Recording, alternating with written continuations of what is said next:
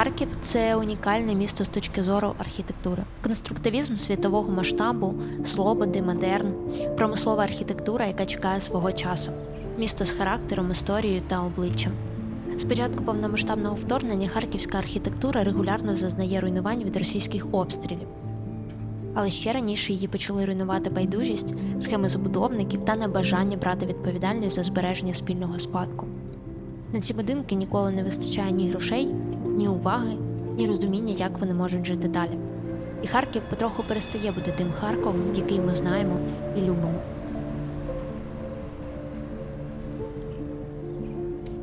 Нам дуже боляче це спостерігати, і саме тому ми зняли цей фільм.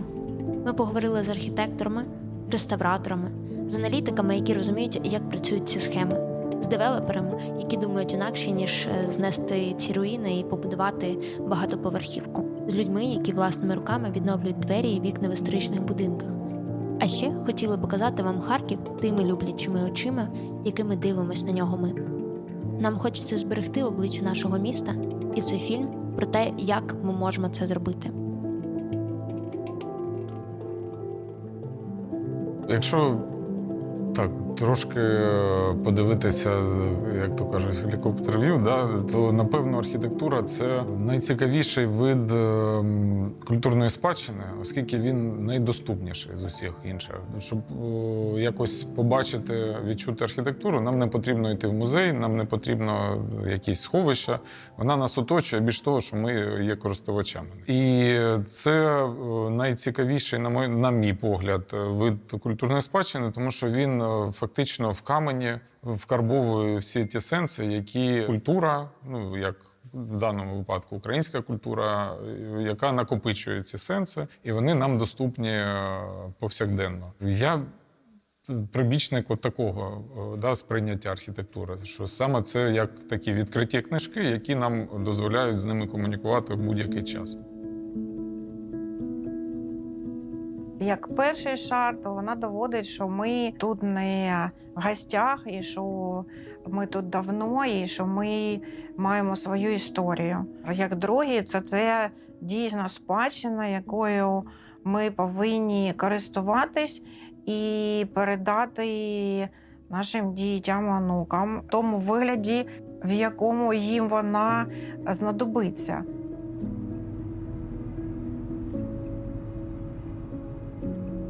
Цікава думка, не моя, що спадщина – це українська етимологія слова «спадщина» – це те, що спало нам. Типу, ми не очікували, і воно нам звалилося. В принципі, дуже яскраво описує, що як ми до нього ставимося. Якщо подивитися там на інші терміни європейські, то, наприклад, у Франції спадщина перекладається як дійсно щось дуже цінне. Слово, яке описує спадщину, описує цінність якусь. У нас це щось спало. Якщо є спадщина, є і спадкоємці. Якщо подивитися по боках, навряд чи ми побачимо, що ті люди, які живуть в цій спадщині, себе визначають як спадкоємці.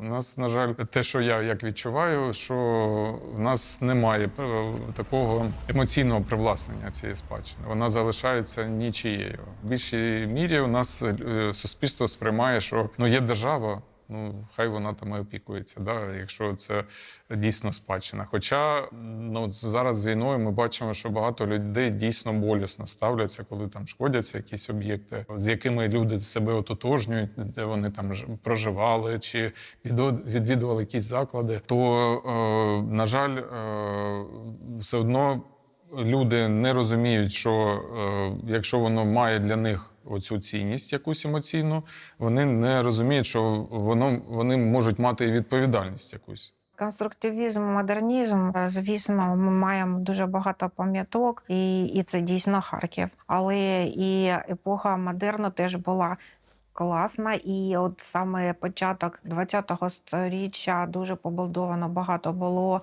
прибуткових будинків і промислової архітектури, яка зараз майже порожня. свободи фактично збереження в Харкові. І це дуже дивна, дуже цікава історія. Їх немає більш ніде. В Сумах це не той масштаб. Тут у нас цілі райони: Іванівка, Гончарівка, Москалівка. Це вже такі більш нові, історичні. Це дві: Харківська і Захарківська, і Залопанська Слобода. Це дійсно той архітектурний продукт, якого більше немає в світі. І ми маємо на це зважати. Крім того, якщо говорити про конкретні якісь кейси, про які ми маємо дбати, це, на мою думку, наші собори, які в собі поєднали східну і західну культури.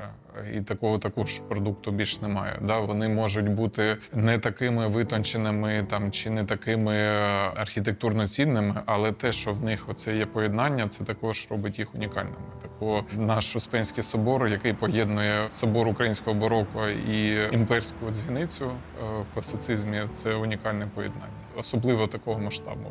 І це феномен культурний. У нас, на жаль, в суспільстві чомусь дійсно сприймається лише те, що має якісь маркування, позначки. Да? Це сприймається як архітектурна, культурна спадщина. Але при цьому ті ж самі будинки, які не мають офіційного статусу, вони чомусь не потрапляють до суспільної уваги. Але при цьому вони так само є носіями історії, вони є носіями нашої культури і нашої ідентичності. Тому для мене будь-який будинок, і це, в принципі, не для мене, це європейська практика, будь-який будинок, якому старше, ніж 100 років, він неофіційно вже потрапляє в цей мовний список культурної спадщини. І фактично вже будь-яка інтервенція там сучасного будівництва в таке середовище, воно вже передбачає, що там має бути певне обґрунтування якихось змін. І тут ми повинні сказати дуже велике дякую Олександру Юрійовичу Ліпфрейду, який 480 будинків описав і довів, що це пам'ятки архітектури, і що їх треба внести, що їх треба охороняти. Завдяки йому ми ще маємо надію відродити цей Харків, завдяки тому, що тоді Рада його послухала. І вони там в 80-х роках одночасно прийняли всім пакетом ці будинки.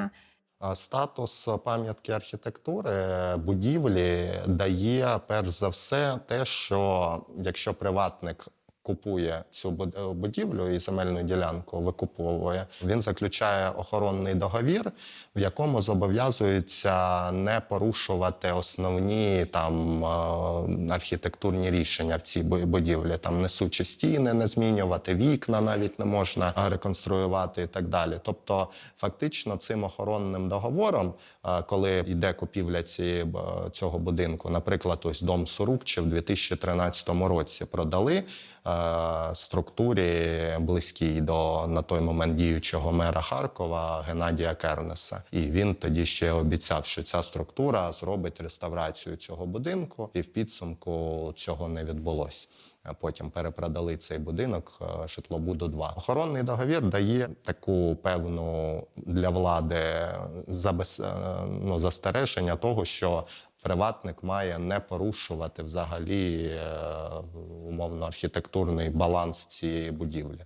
Не можна умовно з будинку Сурукче перебудувати в багатоповерхівку. Це на сьогоднішній день це тільки через Міністерство культури виключення об'єктів з пам'яток архітектури. На жаль, не завжди, по-перше, заключається цей охоронний договір. Ось придбали будівлю, але, наприклад, органи, які мають за цим слідкувати, не слідкують. І, відповідно, немає охоронного договору. І вже, умовно, будівлю перебудували, і потім там кудись в суд звертатись, тобто вже настільки все багато зроблено, що це більше на утопію схоже, коли там починають відматувати, а ось ви маєте заключити охоронний договір на будівлю, якої вже немає. Був такий кейс Мироносицька, 74. Там вже майже добудовували багатоповерхівку, а будівля, яка Там стояла до цього пам'ятка архітектури, міська садиба, ще до сих пір не була виключена навіть з пам'яток архітектури. І відповідно, можна сказати, що начебто мали ж охороняти, але що там вже охороняти, якщо там інша будівля, яка не має пам'ятки архітектури, по суті, де-факто. В переважній більшості те, що ми втрачали роками, ми натомість не отримали нічого. Окрім цього, без особового житлобуду, який фактично поїдає місто. Він як паразит знецінює міські простори, надаючи там якісь короткі економічні переваги тим підприємцям, які купують квартири для їх оренди чи перепродажу чогось такого. Я знаю багатьох людей, які казали, та жилстрой – це класно, тому що вони створюють можливість заробляти не лише собі, а й іншим.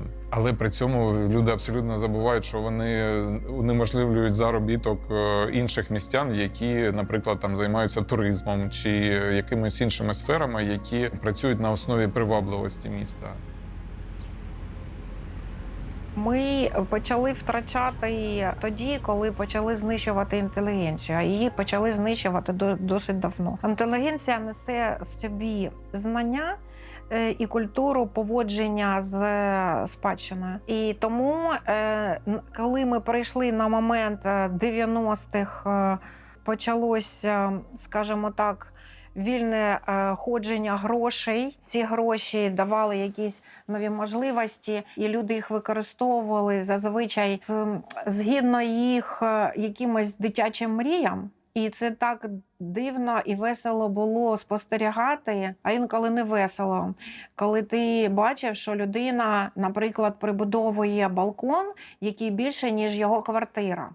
І от так цікаво, якщо в тебе є гроші на побудувати цей об'єм, купи ж тобі просто більшу квартиру. От просто купи собі, візьми і купи собі квартиру більшу. Ні. Тому що це можна, по-перше, тому що я не знаю, я без роду, я не знаю, як це будувалося, чому воно так побудувалося, а не одразу з таким пузатим балконом і так далі. І тому що мені пофіг на всіх. І от, і це тому, що знищена була інтелігенція. А та, що залишалася, вона якраз і не мала доступу до ресурсу, до грошей, і в тому числі до керування цими всіма процесами. І у владі прийшли люди, які не зовсім розуміли цінність цього. Точно також, як зараз люди не зовсім розуміють цінність тих дерев. Наприклад, коли під час реконструкції зоопарку було знесено 2,5 гектари дубів, яким по 200 з чимось років, це ж теж не можна відновити, це теж спадщина, це така ж сама спадщина. Один з таких прикладів втрат – будинок історика Дмитра Баглія. Подивіться, який він красивий. Правнучка Дмитра Ірина Гончарова-Баглій зараз створює тут резиденцію для істориків і дослідників. Ми зустрілися з Іриною, щоб поговорити про цінність цього будинку, націоналізацію і його трансформації в епоху комуналок. Це особняк Дмитра Баглія, який тут один з найстаріших на нашій вулиці. Цей будинок був побудований у 1898-99 роках. Спочатку тут жила родина Багліїв і ще періодично іноді жили родичі з Полтавщини. Траплялося, що хтось із друзів жив. Наприклад, тут жили діти Кропивницького в період, коли Кропивницький ще не добудував свій будинок. А після 17-го року чи 18-го, коли прийшли більшовики, то тут же почалося всякі різні комуналки. Коли в Україні був період денаціоналізації з 25-го року, і тоді будинок повернули. І для того, щоб простіше було його повернути і простіше було його звільнити від комуналок. До речі, на другому поверсі тут була кафедра історії української культури. Бібліотека його, і на базі цього вони розгорнули кафедру, і тут працювала кафедра в цих приміщеннях. Це теж було десь до 33-го року. Після смерті Баглія досить швидко це ж кафедру закрили, і якось там сталося, що переважно це все переїхало в Київ. В Харкові вже мало що залишилось. А потім знов почалися комуналки. Але це було вже в цілком притомні роки. Це було в 70-х роках, коли вже не бідності не було, не було потреби там якось виживати, топити дровами. Просто люди, які тут жили в комуналках, вони вирішили збільшити свої площі і збільшити свій комфорт. І для цього вони розібрали старовинні печі і каміни, щоб кімнати були якось більші і більш зручної для них форми. Тобто тут були, у нас тут були не кахлі, тут були каміни, оздоблені камінням. Вони все це розібрали, камені ці подрібнили, декор ці подрібнили і, в общем, коротше, все це понищили. Тобто навіть не збереглося жодного елементу цього.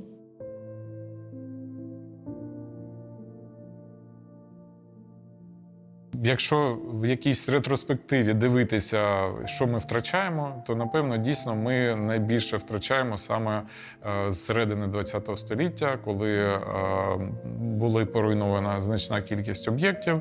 Більш того, я думаю, що не лише зруйновані там обстрілами, а ще і дійсно радянська влада там трошки допрацювала. Да? Якісь нові вулиці почистили, попробивали, познищували історичну забудову. Плюс ще комуняцький режим, який нищив сакральні споруди. Да, у нас в центрі міста з десяток, напевно, церков було знищено.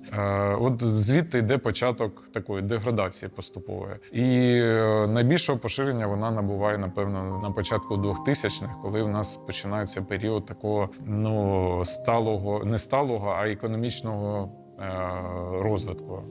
Він абсолютно не сталий був тоді. Сьогоднішня вулиця Клочківська, це виглядає як спальний район сучасний. Проте вона ж майже вся була історичною, вузькою, з щільною історичною забудовою. І вона повністю знищена. І це відбувалося десь саме від Другої світової. Тобто частина була поруйнована, а частина спеціально знищена для звільнення просторів. Ці втрати, вони постійно йдуть саме через те, що у людей немає усвідомлення, що це якась цінність жити в історичному місті.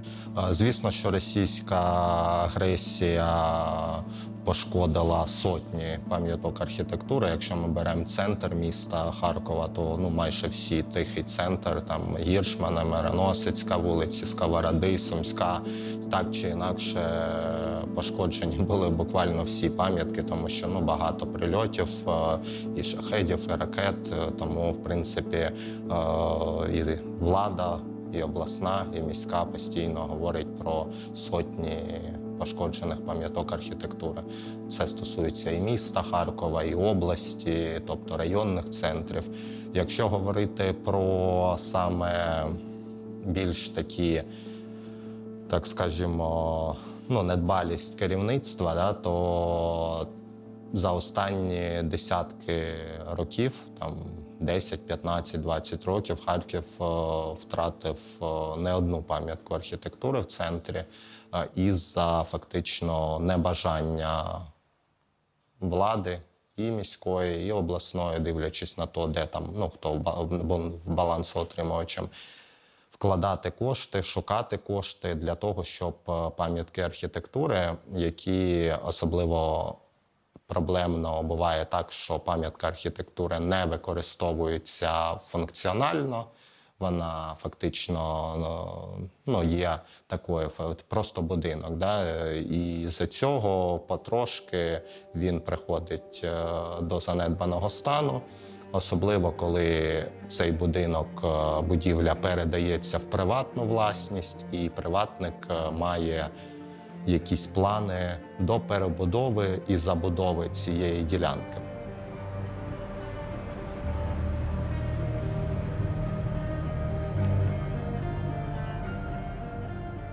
Три основних – це такі. В період часу, коли був головою обласної адміністрації Арсен Аваков, на той момент розпорядженнями виключали будинки, будівлі з статусу пам'яток архітектури, а якщо виключили, то відповідно можна там перебудувати все, що завгодно. Він втрачається будівля пам'ятки архітектури, і ти можеш на свій розсуд, якщо в твоїй приватній власності ця будівля, її знести, перебудувати. Скільки коштів в тебе є, стільки ти можеш вкласти в цей об'єкт. Це таким чином викреслювалися будівлі, адреса Сумська, 14, Сумська, 28, але не встигли на перетині Сумської і Скрипника, здається, вулиці, не встигли. Там була кейс торгового центру, якби в планах, але не побудували. Другий кейс – це коли доводиться будівля до занедбаного стану і не підлягає відновленню пам'ятка архітектури і зноситься. Фактично вона не виключається з списку пам'яток архітектури, хоча виключається на момент знесення, вона вже просто втрачає статус пам'ятки архітектури.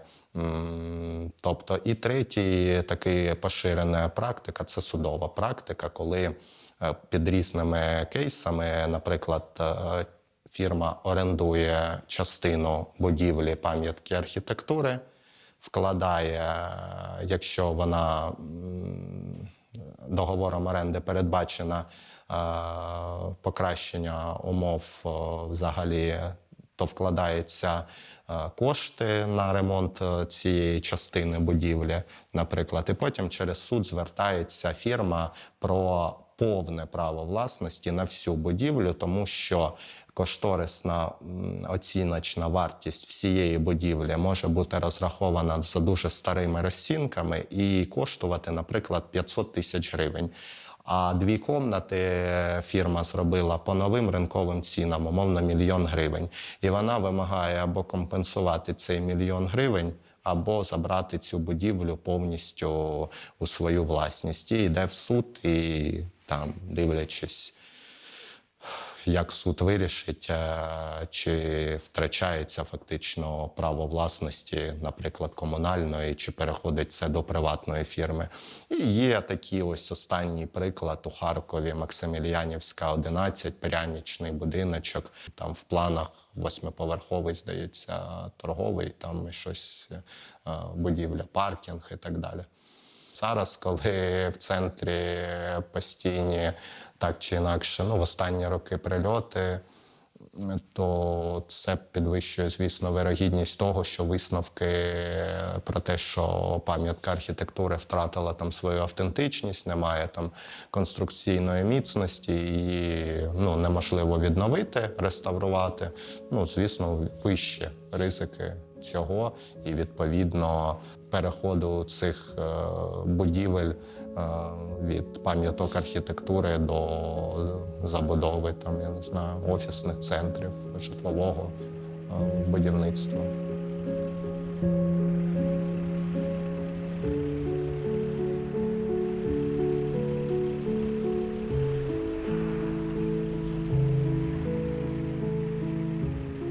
Те, що робиться в Харкові, воно робиться спонтанно, імпульсивно і абсолютно незрозуміло, куди ми йдемо і звідки ми йдемо. Наприклад, це дуже яскравий приклад – це Лопанська набережна. Ні звідки, ні вкуди, для чого, чому.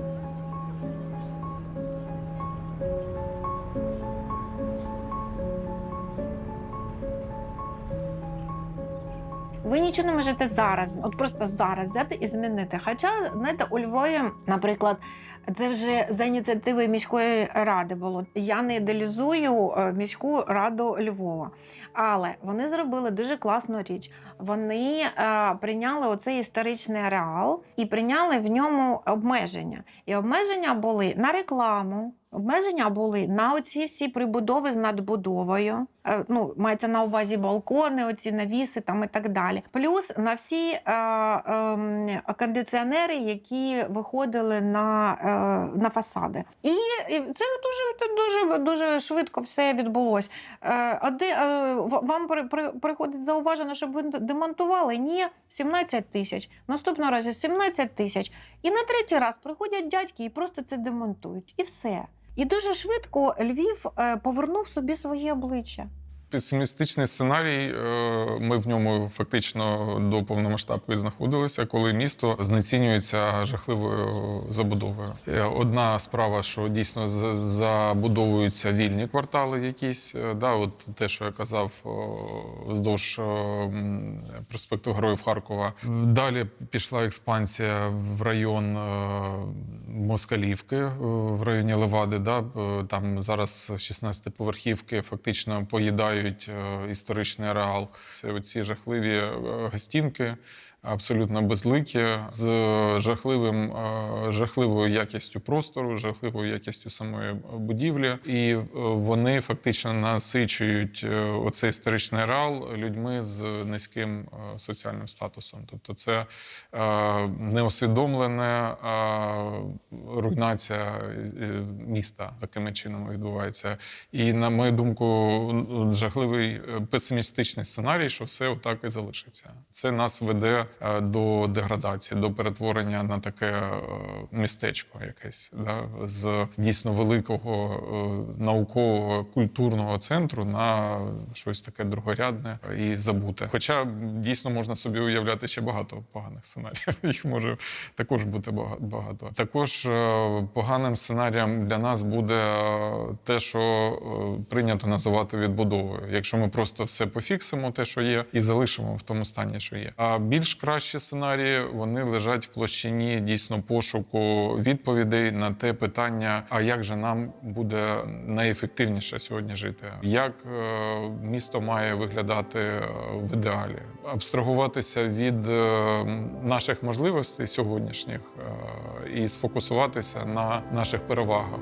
Що ми, як містяни, можемо робити якнайкраще і з чим ми можемо йти вперед. Це, заснуючись на наших сильних сторонах, вже тоді і трансформувати місто якось.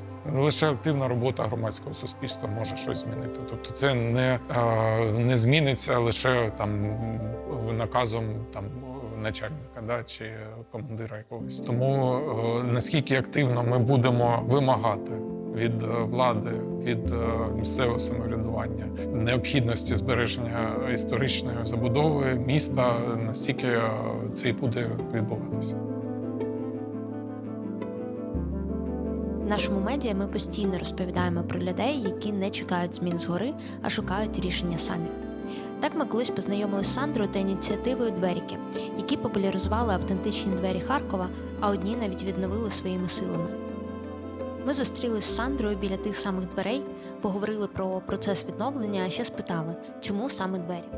Чому саме двері? Двері – це найпростіша одиниця архітектурної спадщини, з якою можна працювати, для роботи з якою не потрібні документи, дозвола, яка не потребує багато грошей, і двері, бо насправді це найтактильніша точка фасаду, з якою людина найбільше контактує, і це і про тримати, і дивитися, і проходити повз, і вона завжди знаходиться на рівні очей, бо часто навіть вікна, вони десь трошки вище, а двері, вони завжди з нами.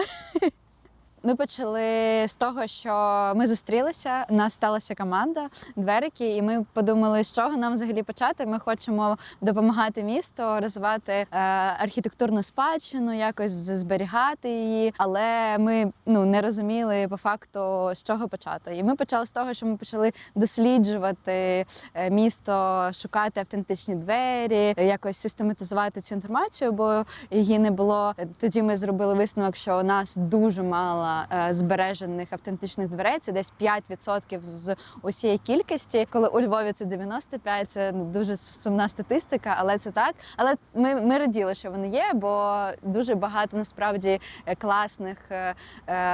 класних збережених дверей, яким понад 100 років, і це неймовірно цінно, що вони якимось чином дожили до нас в нашому середовищі небезпечному. І ми просто почали цим займатися, про це говорити. До нас звернувся мешканець цього будинку, який сказав, у мене тут така ситуація, я купив квартиру, і у мене головний вхід у будинок, він замурований. Давайте подумаємо, що зробити. Там насправді, скоріш за все, автентичні двері під рейками. Ми почали працювати, дійсно, тут було все захаращено, тут були кусти, були двері забиті рейками, як робили в Радянському Союзі. Багато, насправді, тут по вулиці таких прикладів. Навіть навіть оті двері, наче на 2, такі самі, в принципі, як виглядали ці. Спочатку зняли рейки, шукали майстрів на OLX. Ми зустрілися з 3, мабуть. Почали працювати з тими, хто зрозумів, чому ми це робимо. Бо у більшості людей було таке, що ви робите, реставруєте двері? Навіщо ви це робите? Тобто це ціннісний меч. Ми почали саме з тими майстрами працювати, але все одно це було дуже важко. В процесі ми багато спілкувалися, і вони пропонували якісь нововведення, давайте це замінимо туди-сюди. І ми такі, ні, нам треба максимально, щоб от ми нічого не міняли. 50% ми зібрали, коли це ще було не мейнстрімом, на баночку, в мене банці. 20 тисяч гривень ми зібрали. Ми комунікували в Інстаграмі, ми робили мерч, який продавали, і 100% прибутку, від якого йшло на реставрацію. Інші 50% дав спонсор, девелоперська компанія Alter Development, які зараз в Харкові роблять проект «Друк», і які відновили будівлю на Чорноглазівській 8. Alter Development як компанія, як юридична структура виникла у 2021 році. До цього ми займалися консалтингом, консультацією, розробкою фінансових і девелоперських моделей щодо викупу тих чи інших будівель. І ми побачили, що з'явився попит у різних інвесторів для викупу знакових будівель для нашого міста або історичних пам'яток. І цей попит, ці питання до нас тільки росли. Ми зрозуміли, що є прогалина на ринку, і ми маємо достатню кваліфікацію, щоб її закрити. Тому виникла компанія Alter Development, яка фокусується на ревіталізації, реставрації історичних будівель і знакових будівель для міста. Будівля на Чорноглазівській потрапила до нас знову-таки від наших партнерів-інвесторів у 2020 році. Вона була викуплена на відкритому аукціоні фонду гарантування вкладів. Я думаю, що всі харків'яни та гості міста, які колись були на метро архітектора Бекетова, бачили цю будівлю або бачили залишки цієї будівлі, що від неї залишилось. Слухайте, це був дуже довгий процес, який зайняв нас більше 6 років відновлення.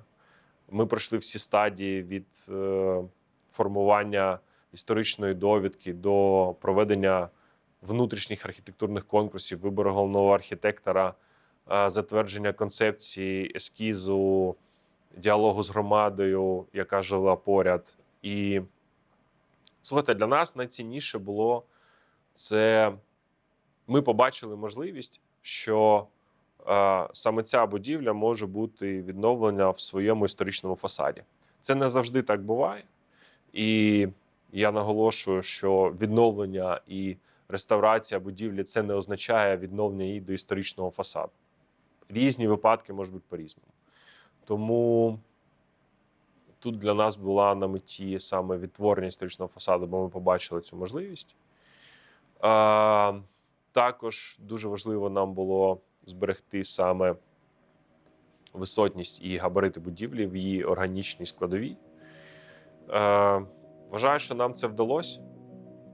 Ми працювали над цим проєктом майже 6 років, і результат, в принципі, ви бачите, але цих результатів маю надію, що в Харкові буде більше.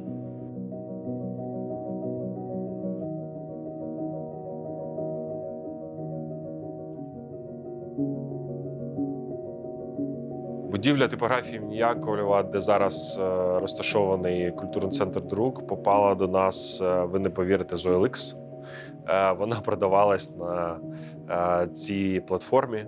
На Google мапах, напевно, до сих пір зберіглись фотки з банерами на фасаді з величезним закликом «Продам». В той момент там були якісь цеха металообробки, склади секонд-хенду, була майстерня з розробки вивісок і фотостудія. Можна сказати, що ця будівля використовувалась більше як напівскладське виробниче приміщення.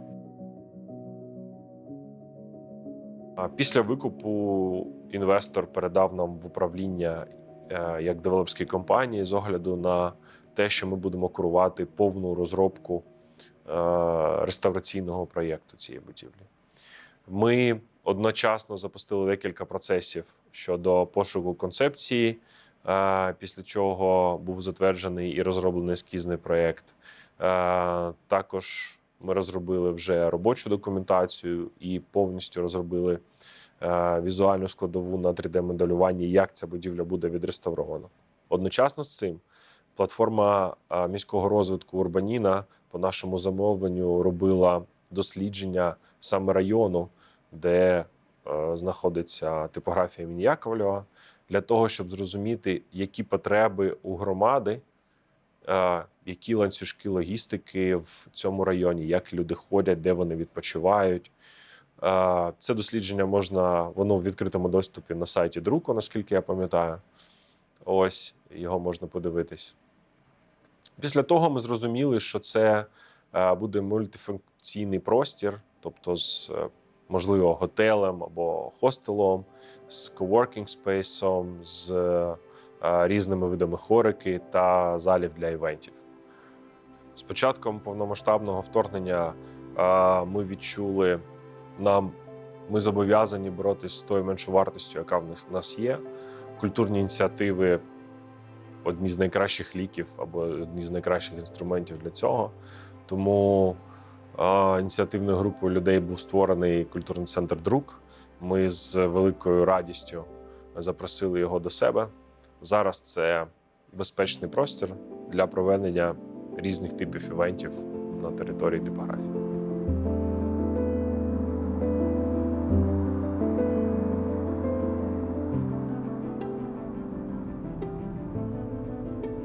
Я розумію, що звичайна людина сидить на кухні, дивиться там інтерв'ю і думає, ну а я тут до чого? Кожен до чого. Тому що ми починаємо з того, що з нами. Да? Треба починати з того, щоб відремонтувати свій вхід, свій під'їзд, подивитися, що з вікна, ну і так далі, так далі. Це ж надихає. Це надихає, коли люди бачать, що отут так класно, тут все чисто, тут це повернулося до первісного стану. Вони починають теж надихатись такою історією. Так що, в принципі, всі люди можуть вплинути на те, як виглядає наше місто.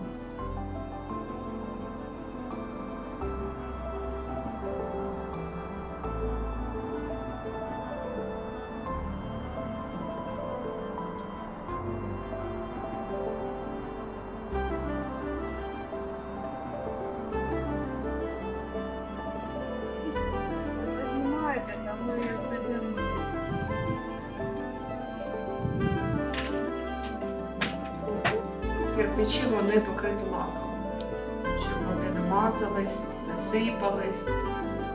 Бачите.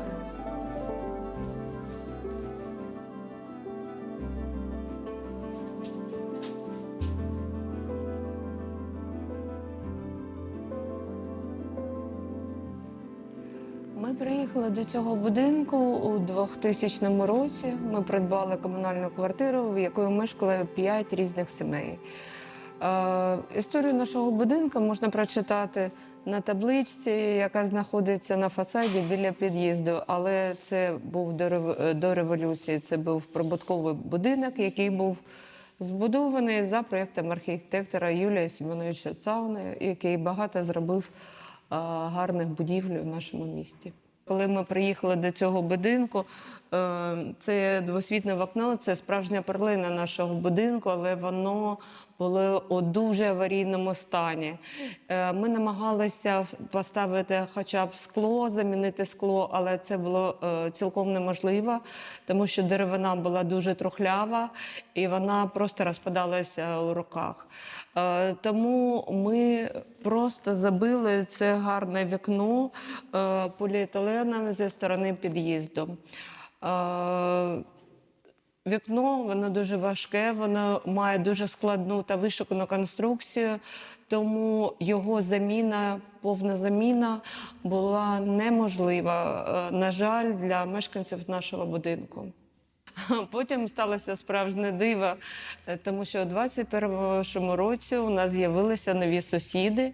Це молоде подружжя, які придбали квартиру на 4-му поверсі. І вони відразу почали робити те, о чому ми навіть не мріяли. По-перше, вони замовили оце оригінальне велике нове вікно з оригінальним дизайном. І зробили його цілком таким, як воно повинно було бути. Потім вони також замовили трикутне вікно між першим та другим поверхами та бокові вікна на третьому і четвертому поверху. Ще вони замовили по старим фотографіям, вони замовили нові входні двері, теж зберігши весь оригінальний дизайн. Вони також провели низку реставраційних робот та надали ту повагу нашому будинку, яку він заслуговував ці довгі роки, та він зараз знаходиться в такому дуже гарному стані. І, до речі, сказати, що ці вікна були замінені за місяць до початку повномасштабного вторгнення. І, звісно річ, якщо б цього не зробили, то ми були б зовсім без вікон, а тільки з фанерою.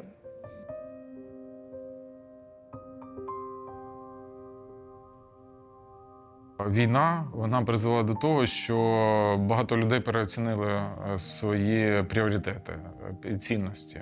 І це стосується і адміністрації, і міської, і обласної, обласної окремо в меншій мірі. Ми себе як суспільство усвідомили дійсно частиною європейського контексту. І відповідно ми маємо імплементувати європейські цінності.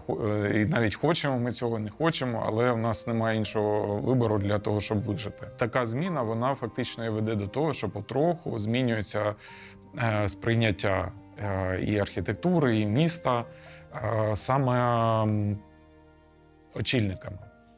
Тому це має таку довготривалу, але закономірну зміну цього стану. І фактично робоча група з питань збереження охорони культурної спадщини, зокрема архітектури, вона сьогодні працює над питаннями оперативного збереження пошкоджених об'єктів. Тобто ми маємо можливість сьогодні оперативно виїжджати на місця прильотів. Якщо такі прильоти, на жаль, стаються на об'єкті культурної спадщини, то ми там можемо бути в дуже короткий період і маємо певні повноваження для того, щоб зберегти те, що може поїхати на смітник, не вжити якихось заходів для стабілізації швидкої об'єкту. Тобто ми в діалозі з різними службами, з різними департаментами. Така група, вона була б неможливою в 2021 році, на мою думку. І лише війна прискорила цей процес. І я навіть бачу по учасниках цієї групи, куди входять різні департаменти, і міські, і обласні, що їм відгукується те, чим ми займаємося. Тобто це не якась там обязаловка, це дійсно щось таке важливе, відчувається, що ми робимо щось важливе. Я достатньо оптимістично дивлюся на це. Скільки нам потрібно часу, щоб дійсно ми почали відноситися до спадщини, як відноситься Франція чи Англія, можливо, не одне століття.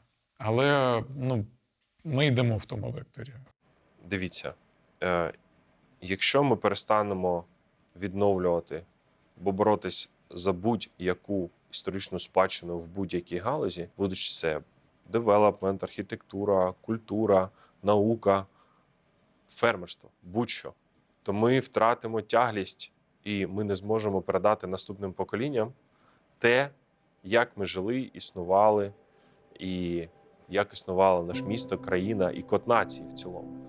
Тому що все, що відбувається зараз, і все, що відбувалося останні роки, сторіччя, це боротьба між зберіганням історичної спадщини в будь-яких напрямах і її знищення з іншої сторони. Тому що якщо в тебе немає історичної тяглості і спадщини, в тебе немає фундаменту, на що ти будеш опиратися. В тебе немає розуміння, наскільки сильна нація, наскільки сильна країна, що відбувалося 20 років тому, 50 років тому, 100 років тому, 150 років тому. Як люди розвивалися, як розвивалася інтелігенція, як розвивалася наука, культура, будь-що. Слухайте, я ж його бачила, це місто. Я ж його бачила. Я застала місто, коли ми мали зелені бульвари, коли ми не мали оцих дебільних балконів. Тоді не можна було цього робити і ніхто не робив. Я його бачила, воно дуже круте. Так що нічого тут такого, що не можна зробити, немає взагалі. Це місто в нас було. Ми це можемо повернути.